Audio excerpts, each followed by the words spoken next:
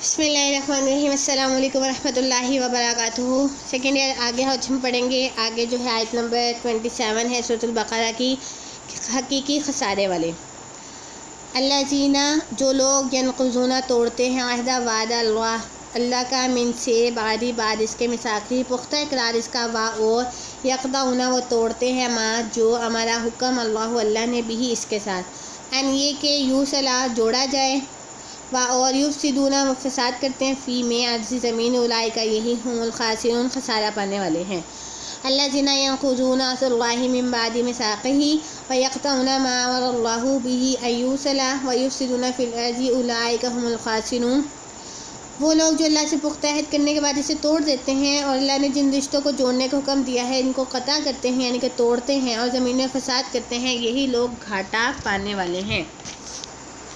اس آیت میں جو ہے فاسقین کی نشانیوں کے بارے میں بتایا جا رہا ہے کہ اس بات کو بیان کرتے ہیں کہ بات کہ اللہ تعالیٰ نہ صرف نافرمانوں کو گمراہ کرتے ہیں، یہاں پہ ان کی نشانیاں بیان کی جا رہی ہیں۔ وہ کون لوگ ہوتے ہیں؟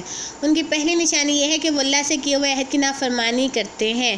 مفسرین عہد کے حوالے سے لکھا ہے کہ اللہ تعالیٰ کی وہ وصیت جو اس نے امر بالمعروف نہی عن المنکر کے لیے انبیاء کے ذریعے مخلوق کو کی، یہ عہد سے مراد وہ وعدہ ہے جو تورات میں اہل کتاب سے لیا گیا کہ آخری نبی کے آ جانے کے بعد اس کی تصدیق کرنا اور ان کی نبوت پر ایمان لانا ضروری ہے۔ یہ عہد سے مراد وہ وعدہ ہے جو اللہ تعالیٰ نے آدم علیہ السلام کی اولاد سے لیا تھا، یعنی الست بربکم، کیا میں تمہارا رب نہیں۔ مفسرین مزید لکھتے ہیں عہد کی خلاف ورزی نفاق کی علامتوں میں سے ایک علامت ہے۔ ارشاد نبوی صلی اللہ علیہ وسلم ہے منافق کی 4 نشانیاں ہیں: جب بات کرے تو جھوٹ بولے، جب وعدہ کرے تو خلاف ورزی کرے، جب جھگڑا کرے تو گالی دے، امانت میں خیانت کرنا۔ فاسقین کی دوسری نشانی ہے کہ باہم ایک دوسرے سے تعلقات منقطع کرتے ہیں، یعنی کہ اپنے تعلقات کو توڑتے ہیں، حالانکہ ان روابط کے تسلسل و استحکام پر ہی معاشرے کی فلاح کا دار و مدار ہے۔ اللہ تعالیٰ نے انہیں جوڑنے اور جاری رکھنے کا حکم دیا ہے۔ اور ان کی تیسری نشانی یہ بیان کی گئی ہے زمین میں فساد برپا کرتے ہیں۔ ان کے ان اعمال کا نتیجہ خود ان کے حق میں ہی برا ہوتا ہے، اور جو دنیا اور آخرت میں نقصان اٹھاتے ہیں۔ آگے آیت نمبر 28 سے اللہ تعالیٰ کی نشانیاں بیان کی جا رہی ہیں۔ کیف تکفرون باللہ وکنتم امواتا فاحیاکم ثم یمیتکم ثم یحییکم ثم الیہ ترجعون۔ کیفا کیسے، تکفرون تم کفر کرتے ہو، باللہ اللہ کے ساتھ، اور کنتم تم تھے، امواتن مردہ، فاحیاکم بس اس نے زندہ کیا تم کو، ثم پھر یمیتکم وہ مارے گا تم کو، ثم پھر یحییکم وہ زندہ کرے گا تم کو، ثم پھر الیہ اس کی طرف ترجعون تم لوٹائے جاؤ گے۔ تم اللہ کا کیسے انکار کرتے ہو، حالانکہ تم مردہ تھے، تو اس نے تمہیں زندہ کیا، پھر تمہیں مارے گا، پھر تمہیں زندہ کرے گا، پھر اسی کی طرف تم لوٹائے جاؤ گے۔ اس میں اللہ تعالیٰ کی نشانیوں کے بارے میں بتایا جا رہا ہے کہ 2 اموات اور 2 زندگیوں کا اللہ تعالیٰ نے تذکرہ کیا ہے۔ پہلی موت سے مراد یہ ہے کہ کسی چیز کا نہ ہونا، یعنی بالکل موجود نہیں ہے، اور پہلی زندگی سے مراد ماں کے پیٹ سے نکل کے موت سے ہمکنار ہونے تک کا عرصہ ہے۔ اس موت کے بعد دوسری زندگی کا آغاز ہونا ہے جسے اخروی زندگی کہتے ہیں۔ یہ وہ زندگی ہے جس کا کفار نے انکار کیا۔ اس آیت کریمہ میں زندگی کے 5 مراحل کو ترتیب سے بیان کیا گیا ہے۔ 1 عدم، نمبر 2 وجود، نمبر 3 موت، نمبر 4 دوبارہ اٹھنا، نمبر 5 دربار الہی میں حاضری۔ یعنی عدم وہ چیز موجود ہی نہیں تھی، ایک اللہ تعالیٰ نے اس کو لیا، پھر اس کا وجود آیا، پھر اللہ تعالیٰ اس کو موت دیں گے دوبارہ، پھر اس کو دوبارہ اٹھائیں گے، اور پھر اس کو یعنی کہ کہاں داخل اللہ تعالیٰ کے دربار میں حاضری ہوگی۔ ان 5 مراحل میں سے ابتدائی 3 مراحل کا مشاہدہ انسان دنیاوی زندگی میں کرتا ہے، آخری 2 مراحل کا مشاہدہ یقیناً اپنے وقت پر ہوگا۔ مفتی محمد شفیع صاحب اس بارے میں لکھتے ہیں جنتی جتنی نعمتیں انسان کو حاصل ہیں وہ سب اس زندگی پر موقوف ہیں۔ زندگی نہ ہو تو کسی نعمت سے فائدہ نہیں اٹھا سکتا۔ زندگی کا نعمت ہونا تو ظاہر ہے، مگر اس آیت میں موت کو بھی نعمتوں میں شمار اس لیے کیا گیا ہے کہ یہ دنیا کی مدت دروازہ ہے اس دائمی زندگی کا، جس کے بعد موت نہیں، اس لحاظ سے یہ موت بھی نعمت ہے۔ اگلی آیت میں نشانات حق کے بارے میں بتایا جا رہا ہے۔ هو الذی خلق لکم ما فی الارض جميعا ثم استوى الی السماء فسواہن 7 سماوات وهو بكل شیء علیم۔ وہی اللہ ہے جس نے تمہارے لیے زمین میں ہر چیز پیدا کی، آسمان کی طرف متوجہ ہوا اور انہیں بہترین طریقے سے 7 آسمانوں کو بنایا، اور وہ ہر چیز کو جاننے والا ہے۔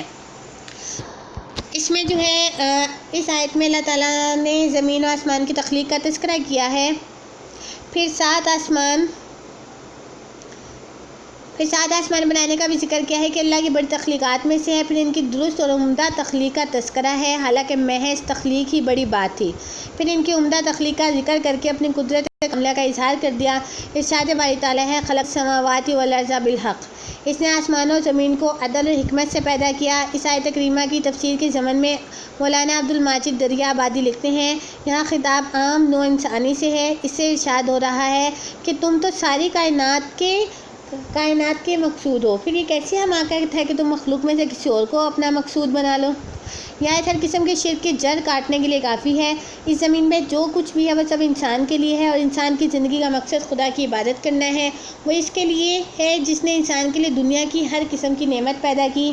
نیز تفسیر ماجدی میں لکھا ہے کہ انسان جس چیز کو جس طرح بھی چاہے اپنے استعمال میں لائے، اس کا جواب دہ صرف اللہ کے سامنے ہے۔ انسانیت کا اتنا بڑا مقام صرف اسلام کی وجہ سے ہے، اس لیے اس آیت کے لفظ جمیعاً میں دنیا کی ہر چیز آ جاتی ہے۔ یہ آیت بتاتی ہے کہ آسمانوں کی تعداد 7 ہے۔ حدیث نے اس کی تفسیر کی ہے کہ ہر 2 آسمانوں کے درمیان 500 سالوں کی مسافت ہے، اسی طرح زمینوں کی تعداد بھی 7 ہے۔ اگلی آیت نمبر 30 تا 35 میں تخلیق آدم اور شیطان کی مخالفت ہے۔ دیکھیں، وَإِذْ اور جب قالا کہا ربک تیرے رب نے للملائکۃ فرشتوں کو، انی بے شک میں جاعل بنانے والا ہوں فی الارض زمین میں خلیفتاً ایک نائب۔ قالوا انہوں نے کہا کیا تجعل تو بناتا ہے فیہا اس میں، من جو یفسد فساد کرے گا فیہا اس میں، اور یسفک بہائے گا دماء خون، اور نحن ہم نسبح بے عیب کہتے ہیں بحمدی کا تیری تعریف کے ساتھ، اور نقدس ہم پاکیزگی بیان کرتے ہیں لکا تیری۔ قالا کہا انی میں عالم جانتا ہوں ماں جو لا نہیں تعلمون تم جانتے۔ جب تیرے ہم نے فرشتوں سے کہا کہ میں زمین میں ایک نائب بنانے والا ہوں، تو انہوں نے کہا تو اس زمین میں بناتا ہے جو اس میں فساد کرے گا اور خون بہائے گا، اور ہم تیری تعریف کے ساتھ تجھ کو بے عیب کہتے ہیں، تیری پاکیزگی بیان کرتے ہیں۔ تو اس نے فرمایا بے شک میں وہ کچھ جانتا ہوں جو تم نہیں جانتے۔ اور اللہ میں سکھائے آدم کو اسماء نام، کلہا سب، ثم پھر اعزاہم سامنے کیا انہیں، علی پر، الملائکۃ فرشتوں، فقالا پھر انہوں نے کہا انبئونی بتلاؤ مجھ کو باسماء نام، ہؤلاء ان کے، ان کنتم اگر تم سچے ہو۔ اور اس نے آدم علیہ السلام کو سب چیزوں کے نام بتا دیے، پھر انہیں فرشتوں کے سامنے کیا فرمایا اگر تم سچے ہو تو ان کے نام مجھے بتلاؤ۔ قالوا وہ بولے سبحانک تو پاک ہے، لا نہیں علم لنا ہمارے لیے، الا مگر ما علمتنا جو سکھایا تو نے، انک تو ہی بے شک انتا تو ہی علیم جاننے والا، الحکیم حکمت والا ہے۔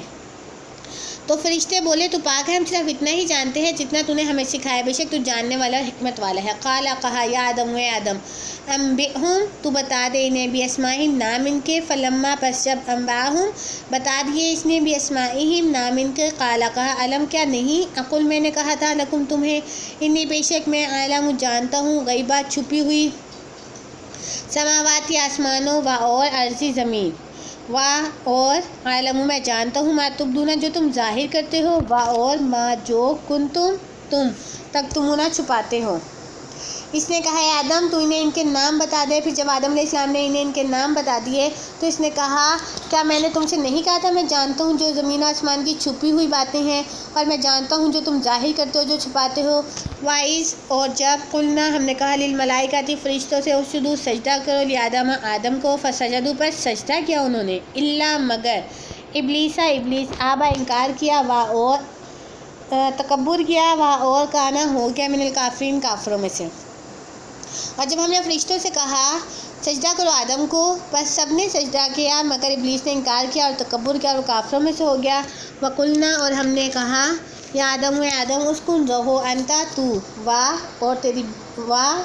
اور زوجکا تیری بیوی، الجنت جنت میں، اور کلا تم دونوں کھاؤ منہا اس سے، رغد اطمینان سے، حیث جہاں سے، تما تم دونوں چاہو، اور لا نہ تقربا قریب جانا، حاضر شجراتی اس درخت، فتکونا پس ہو جاؤ گے من سے ظالموں سے۔ یا آدم تو اور تیری بیوی جنت میں رہو اور تم دونوں کھاؤ اس میں سے جہاں سے تم چاہو، اور تم اس درخت کے قریب نہ جانا ورنہ تم ظالموں میں سے ہو جاؤ گے۔ یہاں سے اللہ تعالیٰ جو ہے حضرت آدم علیہ السلام کا جو ہے وہ قصہ بیان فرما رہے ہیں، اور شیطان کی مخالفت، منصب خلافت عطا کرنا۔ دیکھیں اس سے پہلے جو آیات گزری اس میں اللہ تعالیٰ نے کائنات کی تخلیق کا مقصد بیان فرمایا کہ ہم نے پوری کائنات کو انسان کے فائدے کے لیے بنایا ہے۔ اب اس کائنات سے فائدہ اٹھانے والی مخلوق انسان کا ذکر ہو رہا ہے کہ انسان سے پہلے 2 قسم کی مخلوق موجود تھی، فرشتے اور جن۔ فرشتے نوری مخلوق ہے جبکہ جن ناری یعنی کہ آگ سے پیدا کیے گئے ہیں۔ پھر اللہ تعالیٰ نے تیسری مخلوق خاکی کی پیدائش کا ذکر کیا، یعنی کہ مٹی سے انسان کو بنایا۔ اس کے بارے میں بتا رہے ہیں کہ اس مخلوق کی ابتدا حضرت آدم علیہ السلام سے ہوئی ہے۔ اللہ رب العزت نے جس طرح خاکی مخلوق کا ذکر قرآن مجید میں کیا ہے، کسی دوسری مخلوق کا ذکر نہیں کیا۔ اللہ تعالیٰ نے فرشتوں سے مخاطب ہو کر فرمایا کہ میں زمین میں خلیفہ بنانے والا ہوں۔ تو فرشتوں نے حیران ہو کر کہا، اللہ تعالیٰ سے عرض کیا کہ زمین پر جو ہے اپنا خلیفہ بنائیں گے آپ، جو وہاں جا کر کیا کرے گا؟ خون خراب اور فساد برپا کرے گا۔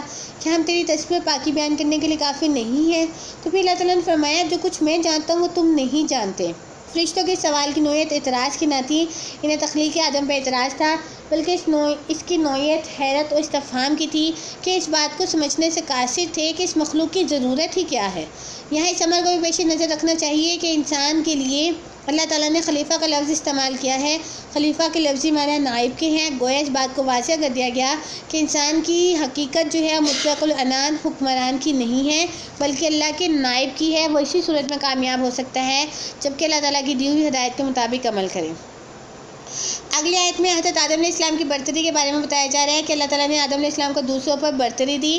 یہ برتری علم کی شکل میں تھی۔ علامہ ابن کثیر لکھتے ہیں کہ فرشتوں کا سجدہ کرنا جو اس سے پہلے ہوا تھا بیان میں پیچھے کر دیا گیا تاکہ خلیفہ کے پیدا کرنے کی مصلحت اور حکمت ظاہر ہو جائے اور یہ معلوم ہو جائے کہ شرافت اور فضیلت حضرت آدم علیہ السلام کو اس وجہ سے ملی کہ انہیں وہ علم حاصل ہے جس سے یہ فرشتے خالی ہیں۔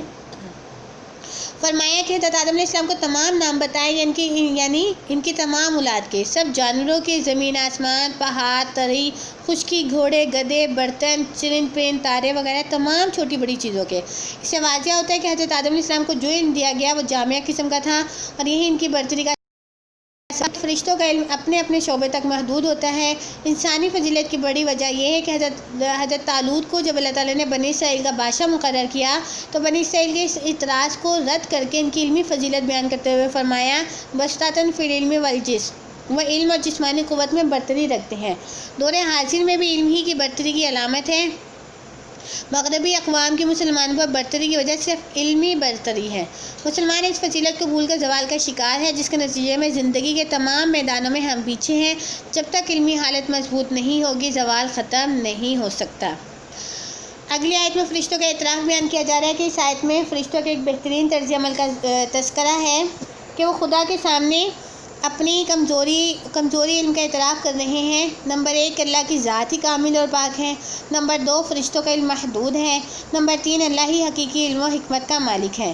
اسی طرح ایک مومن کو بھی اللہ کے آگے اپنی کم مائکی کا اظہار کرنا چاہیے۔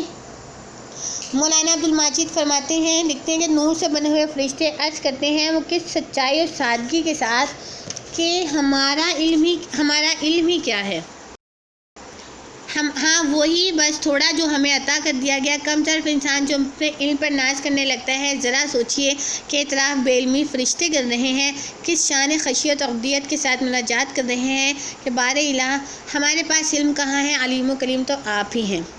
اگلی آیت میں فضیلت علم کی فضیلت کے بارے میں بتایا جا رہا ہے کہ حضرت آدم علیہ السلام کی فضیلت اور برتری کا جو تذکرہ ہے وہ کس کی وجہ سے ہے؟ علم کی وجہ سے ہے کہ اللہ تعالیٰ نے حضرت آدم علیہ السلام کو کچھ چیزوں کے ناموں کا علم عطا فرمایا، پھر فرشتوں سے ان چیزوں کے نام پوچھے۔ فرشتوں نے جواب دیا کہ ہمارا تو علم اتنا ہی ہے جو تو نے ہمیں عطا کیا ہے۔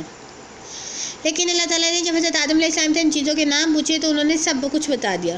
فرشتوں کو حضرت آدم علیہ السلام کی وسعت علمی کا اعتراف کرنا پڑا، جس پر اللہ تعالیٰ نے ارشاد فرمایا کیا میں نے تمہیں نہیں کہا تھا کہ بے شک میں جانتا ہوں چھپی ہوئی باتیں آسمان کی اور زمین کی، اور میں جانتا ہوں جو باتیں تم ظاہر کرتے ہو اور جو باتیں دل میں چھپاتے ہو، مجھے ان سب کا علم ہے۔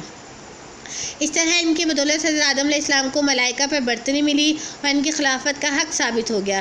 مولانا شبیر احمد عثمانی رحمۃ اللہ علیہ لکھتے ہیں علم عبادت سے افضل ہے۔ دیکھیں فرشتے اللہ کی عبادت میں اس قدر آگے ہیں کہ وہ کوئی گناہ نہیں کرتے، مگر علم کی وجہ سے انسان مسجود ملائکہ ٹھہرا اور ملائکہ نے بھی اس کو تسلیم کیا۔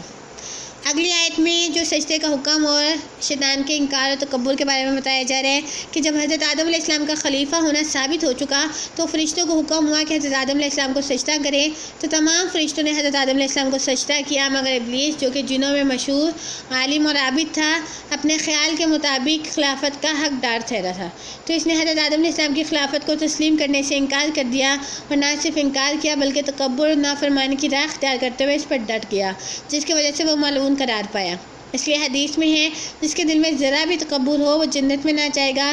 اس واقعے سے ہمیں یہ سبق ملتا ہے کہ انسان کی کامیابی اللہ کی اطاعت میں ہے، اور تکبر اور عدم اطاعت انسان کو خدا کی نظروں سے گرا دیتا ہے، اس لیے اس سے بچنا چاہیے۔ ابلیس یا شیطان کے بارے میں یہ بات بھی سمجھ لینی چاہیے، وہ بھی انسان کی طرح ایک صاحب تشخص ہستی ہے جس کا اپنا ایک وجود ہے، اور جس کے دل میں ذرا رائے دانے کے برابر بھی تکبر ہوگا وہ جنت میں نہیں جائے گا۔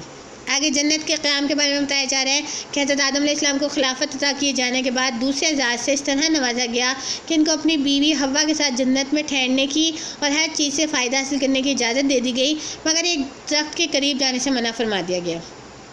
حکم عدولی کی صورت میں سزا یہ بتائی گئی کہ اگر تم نے ایسا کیا تو ظالم اور سرکش قرار پاؤ گے۔ اصل مقصد ان کی آزمائش تھی اور انہیں شیطان کی پیروی اور خدا کی نافرمانی کے نتائج سے آگاہ کرنا تھا، اس لیے یہ بحث غیر ضروری ہے کہ وہ درخت کون سا تھا۔ اس سے معلوم ہوتا ہے کہ شیطان انسان کا کھلا دشمن ہے، اس کے حربوں سے بچنا ضروری ہے۔ وہ کسی لمحے بھی انسان کی عظمت کو برداشت نہیں کر سکتا اور ہر وقت اولاد آدم کے نقصان و گمراہی کا سامان کرتا رہتا ہے اور بظاہر ہمدرد بنتا ہے۔ وہ مختلف شکلیں بدل کر انسان کو بہکانے کی کوشش کرتا ہے۔ اس کے نت نئے اقدامات سے آگاہ ہونا ضروری ہے، ورنہ اس کے لیے انسان کو گمراہ کرنا آسان ہوتا ہے۔ اس کے لیے تدبیر کی ضرورت ہے۔ اس لیے نبی کریم صلی اللہ علیہ وسلم نے فرمایا ایک مدبر یعنی کہ ایک عالم فقیہ 1000 عبدوں پر بھاری ہوتا ہے۔ اس کے ساتھ اللہ سے شیطان کے خلاف مدد بھی طلب کرنی چاہیے تاکہ اس کا مقابلہ توفیق الہی سے کیا جا سکے۔ السلام علیکم ورحمۃ اللہ۔